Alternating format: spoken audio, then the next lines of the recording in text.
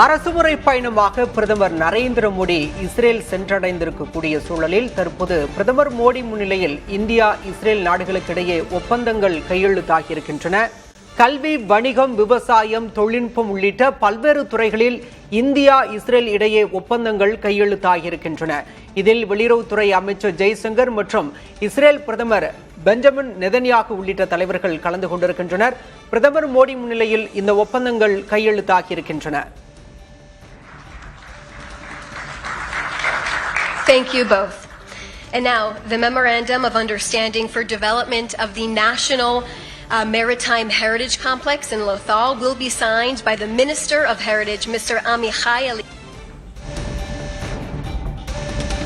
பிரதமர் மோடி இஸ்ரேல் பிரதமர் Benjamin Netanyahu முன்னிலையில் இரு நாடுகளுக்கிடையே ஒப்பந்தங்கள் கையெழுத்தாகியிருக்கின்றன. கல்வி, வணிகம், செயற்கை நுண்ணறிவு துறையில் பரஸ்பரம் ஒத்துழைப்பு நல்குவது தொடர்பாக இரு நாடுகளுக்கிடையே ஒப்பந்தங்கள் கையெழுத்தாகியிருக்கின்றன. இன்று காலை பிரதமர் நரேந்திர மோடி இஸ்ரேல் நாடாளுமன்றத்தில் உரையாற்றினார். அதனைத் தொடர்ந்து தற்போது இரு நாட்டுக்கிடையே ஒப்பந்தங்கள் கையெழுத்தாகியிருக்கின்றது.